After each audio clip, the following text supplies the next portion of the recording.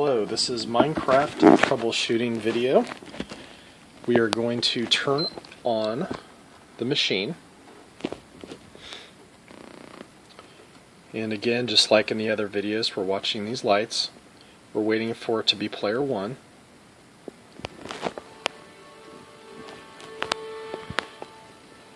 And of course it worked perfectly this time. Sometimes, and we're going to pretend, sometimes these lights will just continue flashing after it turns on. And when it does that, nothing works. So sometimes it doesn't always. And what that means is that the remote or the controller is confused as to what number it is. And the way you fix it is you take this cable, that USB cable to mini USB, and you plug it in to the game controller right here. There's only one way it fits, and when you do that, it'll flash, and then it'll start flashing on just number 1, kind of like it is now. That really means it's just charging. That's good. And then once you've done that, it knows now that it's controller number 1, and you can unplug it. It'll flash again, and then it'll be a solid 1. Now you know it's ready to go. Cooper should know how to do this, but if he runs into any trouble, show him the video and he will remember. Okay, now you're ready to go. That is one of the main troubleshooting things that you'll probably run into. The other one is as follows. The other one will be, I'll go ahead and load up Minecraft.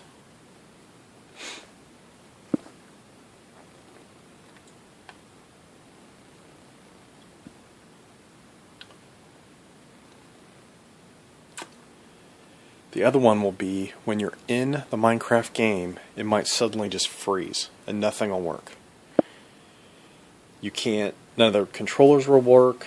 If you press the button right here, this actually is supposed to be able to turn the PlayStation on and off, although it's not the recommended way. It won't work either. So when you reach that scenario, wait for it to load a little bit.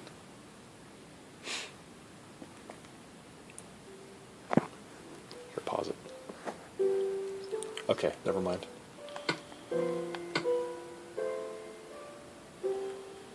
So we'll just pretend that we're in the middle of a game and it's frozen. Brr.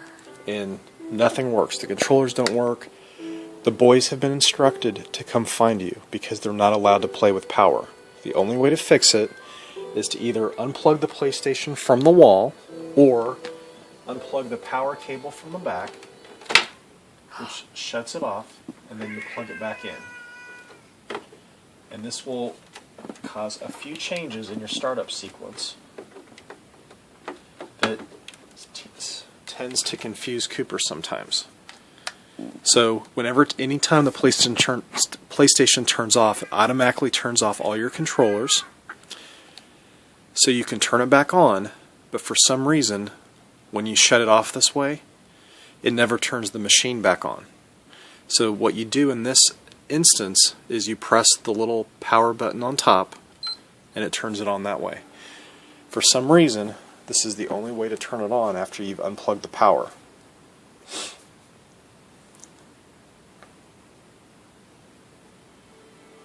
Okay. Oh, our controller knows who it is because it's a solid number 1. So that's good. Player 1 is always the one that controls all the menu features. Now if you look at the screen, it'll say the system was not turned off properly. Your only option is to press OK, and it tells you right there what to do. You press the X button for enter. And then it says it wasn't turned off properly, it may be corrupted, you'll have to restart. So you hit OK again, which is X. You tell Jello to leave you alone. And you wait. Here, put it on the screen. So you have to wait for that to count from 1 to 100, which usually just takes a couple minutes.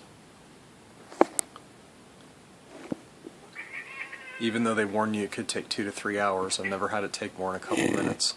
It's a long time.